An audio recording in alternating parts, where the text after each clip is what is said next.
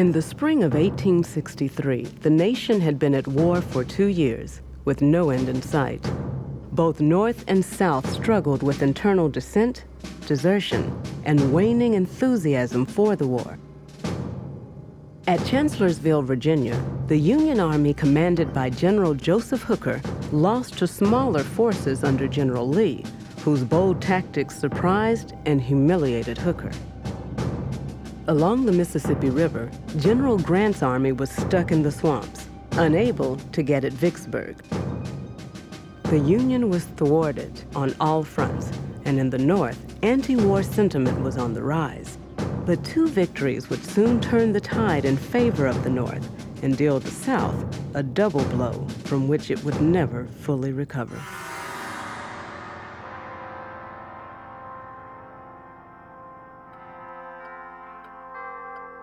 Vicksburg is the key. The war can never be brought to a close until the key is in our pocket.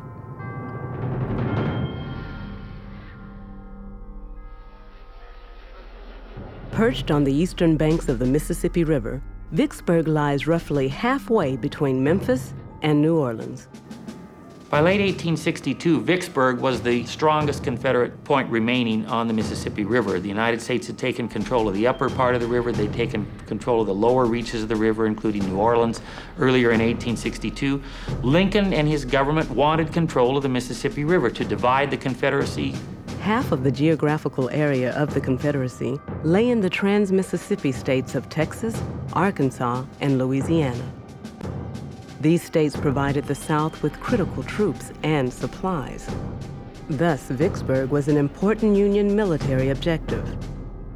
But the heavily fortified bluffs along the river prevented Vicksburg from being taken from the west, and the area to the north of the city was impassable swampland. Grant was put in charge of this operation in late 1862, and he decided that he needed to get troops below Vicksburg, that is south of Vicksburg, and on the same side of the river as the Confederate defenders, that is the east side of the river. Grant opted for a daring move. The gunboats and several transports loaded with supplies would float past Vicksburg at night, hoping to avoid detection in the dark. Though the boats were spotted and hit repeatedly by rebel gunners, all but 2 made it safely downriver, where they met Union troops and ferried them across. With his troops now in the heart of the Confederacy, cut off from lines of communication and supply, Grant headed east. Grant then conducted a really fabulous campaign against Vicksburg, marching rapidly inland, eastward to the capital at Jackson, winning battles along the way, then turning back to the west from Jackson and hemming in the Confederate defenders from that direction. He cut the railroad between Jackson and Vicksburg and prevented any reinforcements from coming to Vicksburg from that side. And he had control of all the routes of communication. His army could be reinforced and well supplied, whereas the Confederates were basically, they were under siege and cut off from any supplies. With Union shells raining down on Vicksburg, the citizens took to the cliffs along the river, burrowing into caves for protection. As the siege wore on through the late spring of 1863, they were reduced to eating mules and rats to survive. Meanwhile, in the east, General Robert E. Lee decided on a bold and risky course of action. Robert E. Lee had a number of reasons for invading Pennsylvania in June of 1863. Logistically, he wanted to take the war out of Virginia, give the farms in Virginia a respite from the presence of armies for as long as possible. He wanted to gather food and fodder from southern Pennsylvania. And if he could win a victory in the north, he thought that it would have a significant impact on northern civilian morale.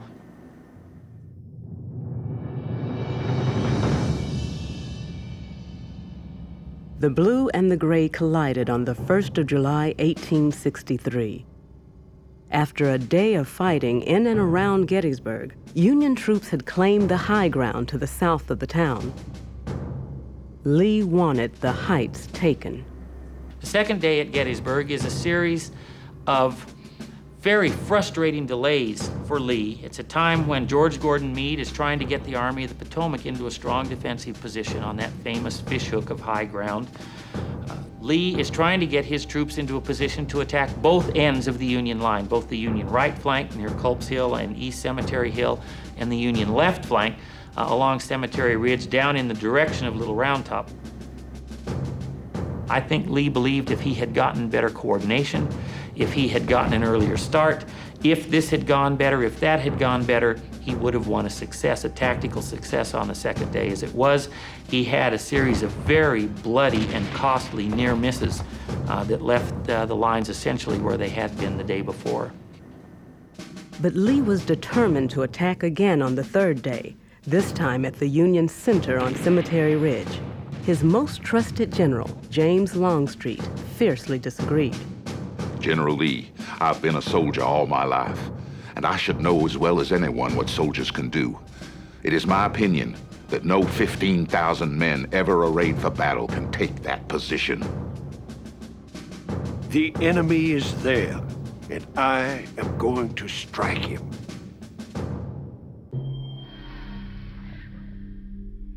After an artillery barrage lasting 2 hours, Major General George Pickett's division was to make the charge. Up, men, and to your posts! Don't forget today that you are from old Virginia! As row upon row of rebel soldiers crossed the field and were cut down by Union fire, Union troops, remembering the slaughter of their own at Marye's Heights 6 months earlier, began to chant, "Fredericksburg, Fredericksburg, Fredericksburg, Fredericksburg, Fredericksburg." Seconds are centuries, minutes ages. Men fire into each other's faces not 5 feet apart. They are bayonet thrusts, saber strokes, pistol shots. Men going down on their hands and knees, spinning around like tops, throwing out their arms, gulping blood, falling. Legless, armless, headless. They're ghastly heaps of dead men.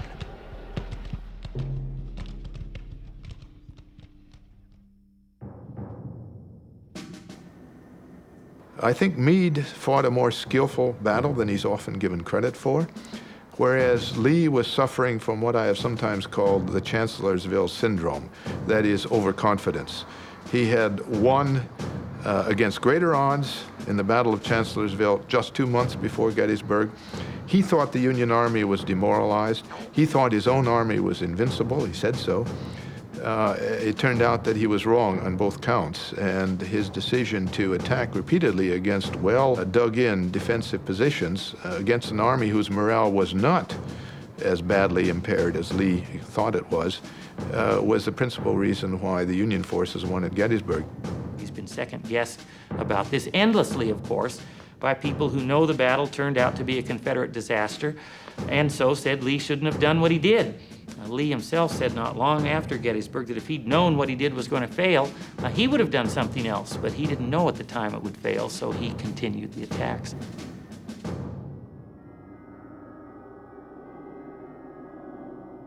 Even by Civil War standards, the casualties at Gettysburg were appalling.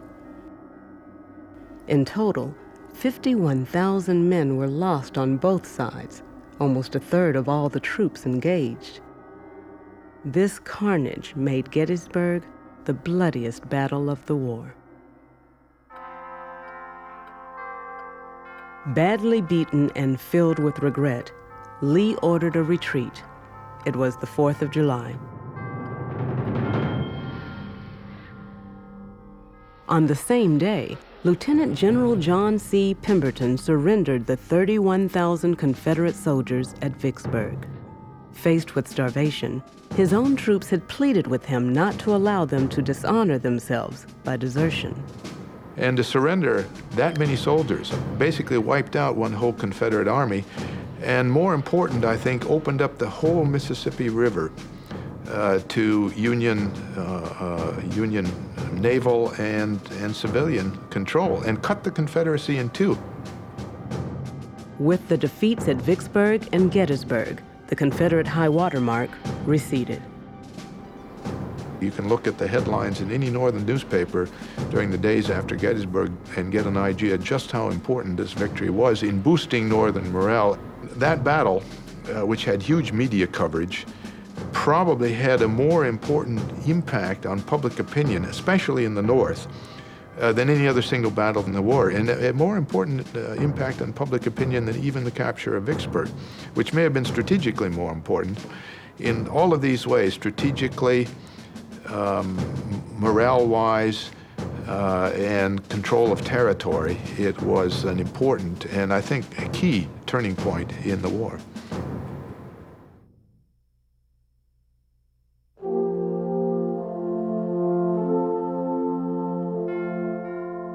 On November 19, 1863, the battlefield at Gettysburg was dedicated as a war memorial. The keynote speaker that day was Edward Everett, a famous Massachusetts orator. Everett spoke for 2 hours. When he sat down, President Lincoln rose to make the concluding remarks. 77 years ago, our fathers brought forth upon this continent a new nation, conceived in liberty and dedicated to the proposition that all men are created equal. Now we are engaged in a great civil war, testing whether that nation or any nation so conceived and so dedicated can long endure. We are met on a great battlefield of that war. We have come to dedicate a portion of that field as a final resting place for those who here gave their lives that that nation might live. The Gettysburg Address is 272 words long. It takes about 2 minutes to deliver, yet it embodied within those 272 words all of the ideas for which the North was fighting in the war and all the ideas that Lincoln, and I think most Americans, thought the United States stood for. And since Northerners thought they were fighting for the idea of a democratic government, for the ideals of the Revolution, for the union of a nation created by the Founding Fathers, these are all the themes that Lincoln emphasized in the Gettysburg Address. And he also then went on to say that the North was now fighting for freedom as well as for union. The world will little note nor long remember what we say here, but it can never forget what they did here. It is for us, the living, rather, to be dedicated here to the unfinished work which they who fought here have thus far so nobly advanced. That this nation, under God, shall have a new birth of freedom. He started out the Gettysburg Address by reference to the Declaration of Independence, whether a nation based on the idea that all men are created equal can survive. And giving that nation a new birth of freedom added a new dimension, or Lincoln would have said, fulfilled the long unfulfilled ideas of freedom enunciated in the Declaration of Independence. That government of the people, by the people, for the people, shall not perish from the earth.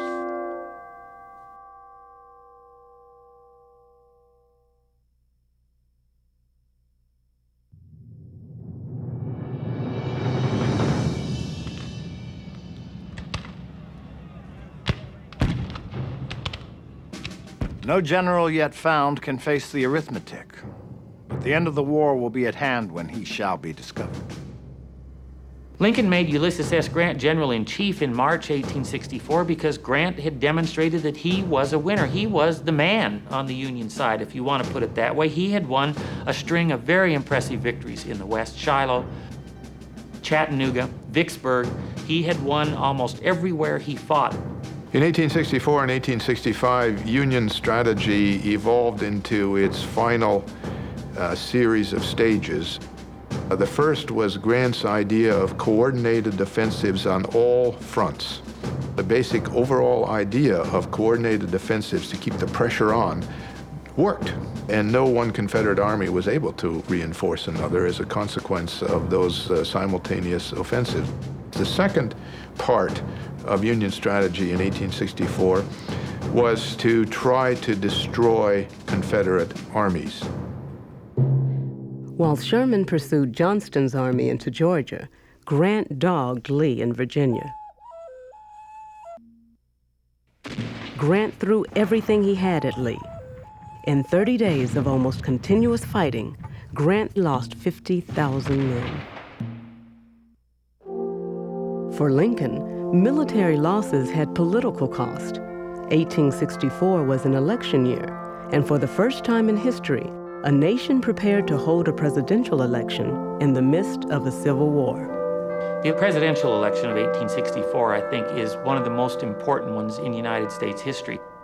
What was at stake was whether the war was going to be prosecuted at full force by the North, and full force with the intent not only of bringing the Union back together, but also of ensuring emancipation.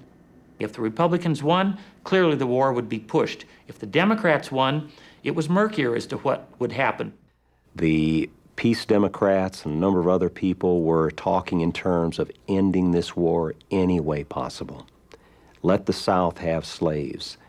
Reunion, bringing the South back in, this was something they were willing to compromise on at this time. As the summer of 1864 progressed and the body count piled up, Lincoln's popularity waned. The Confederates began looking toward the election of 1864, understanding that much was going to rely on what happened on the battlefield. If the Confederacy could avoid defeats, many in the Confederacy believed that the Lincoln government would not be put back into power. The Confederate strategy seemed to be working, so Grant altered his strategy. Unable to win a decisive victory against the Confederates by attacking them, he opted for a war of attrition. In June, General Grant moved his troops south and east of Richmond to Petersburg. Rather than attack the heavily entrenched city, he laid siege to it. Meanwhile, Sherman pushed General Joe Johnston's army back across northern Georgia in a series of brilliant flanking maneuvers. The Confederate army fought fiercely to defend Atlanta, but they were outnumbered and outgeneraled. Sherman captured Atlanta on September 1st. Confederates got out September 2nd, 1864. An enormous success for the North. Just sent tremendous waves of optimism through the North. Philip Sheridan then, in his successful campaign in the Shenandoah Valley between mid-September and mid-October, sealed the fate of the Democratic Party in that Lincoln was guaranteed re-election then, and not only Lincoln, but very large majorities for the Republican Party. What turned it around was success on the battlefield. With Lincoln re-elected and Republican majorities in both houses of Congress, it became clear that the war would not end until the North had won. After the election, Lincoln proclaimed the last Thursday in November a national day of Thanksgiving, and Sherman began his march to the sea. Ulysses S. Grant hoped to bring a different kind of war to the Confederacy, and that was a war that some historians have called a strategy of exhaustion, where you strike at the logistical capacity of your opponent. You don't have to kill all your opponent's soldiers, destroy his railroads, destroy the industrial capacity of your enemy, lay waste to the agricultural resources of your foe. If your enemy can't clothe and equip his armies, you'll win anyway, and that's what the idea is behind Sherman's march to the sea.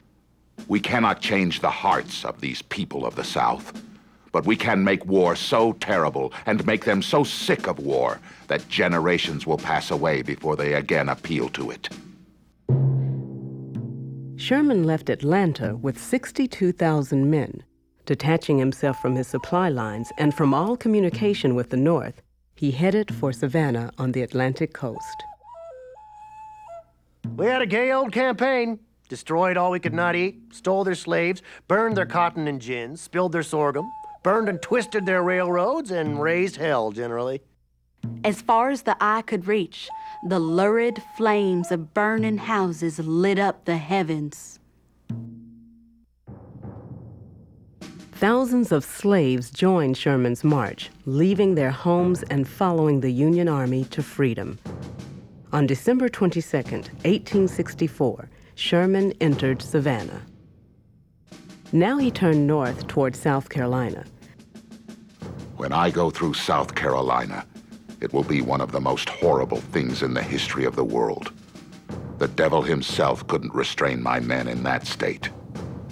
As Sherman's army moved north and Grant pushed from the east, Lee's ability to hold the Richmond-Petersburg line finally gave out. Finally, a major blow against Lee's far right at the Battle of Five Forks on April 1st, 1865, obliged Lee to abandon the trenches in Richmond and Petersburg and to begin a retreat westward. The Confederate government fled its capital city along with the soldiers. As they left, they set fire to much of Richmond. On April 3, 1865, President Lincoln entered a smoldering city in ruins. But as he walked through Richmond, free blacks and slaves left behind by fleeing owners came out to show their gratitude. Thank God I have lived to see this. It seems to me that I have been dreaming a horrid nightmare for 4 years, and now the nightmare is over.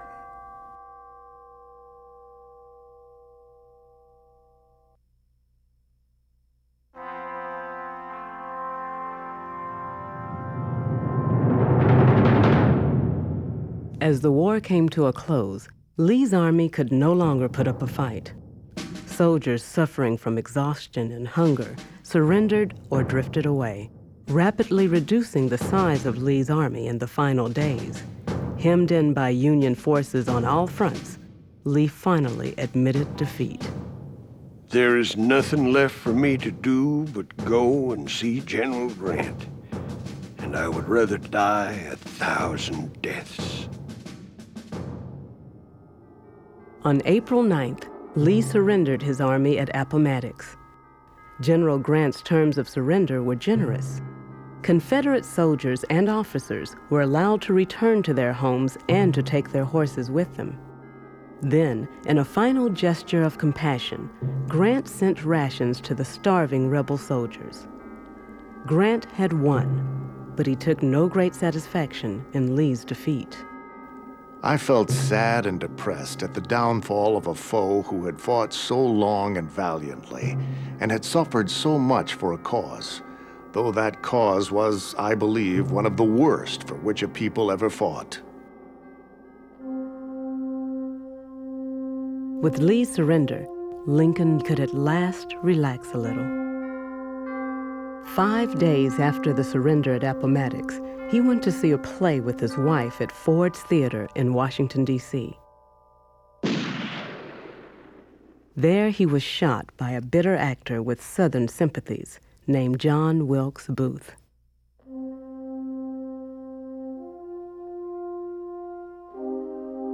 Early on the morning of April 15, 1865, Lincoln died.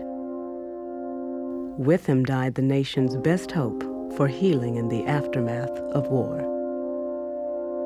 With malice toward none, with charity for all, with firmness in the right, as God gives us to see the right, let us strive on to finish the work we are in, to bind up the nation's wounds, to care for him who shall have borne the battle, and for his widow and his orphan, to do all which may achieve and cherish a just and a lasting peace among ourselves and with all nations.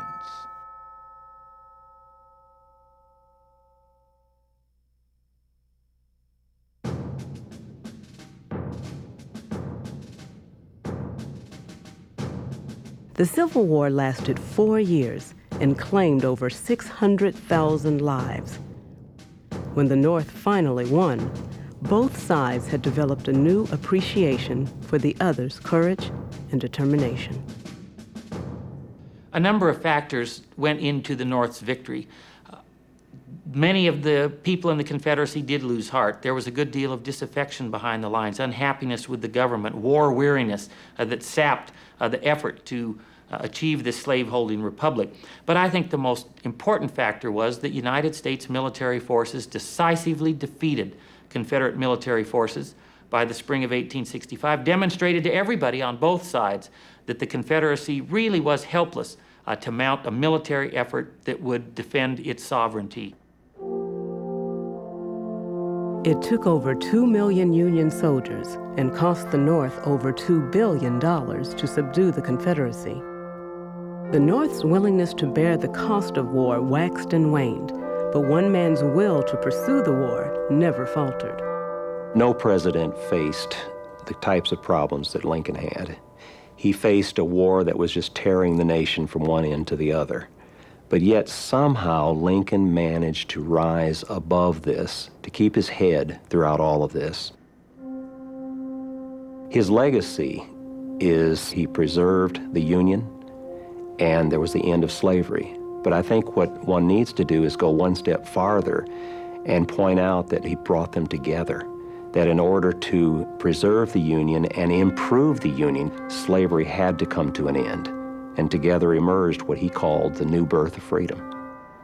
Before the war, there were two competing visions. There was the vision of an agrarian, plantation, almost pastoral, hierarchical society that dominated the South. And there was the competitive, free labor, urbanizing vision that was taking place in the North. Northern victory in the war assured the Northern vision, the dynamic, at times messy, but democratic free labor capitalism would become the American way of life.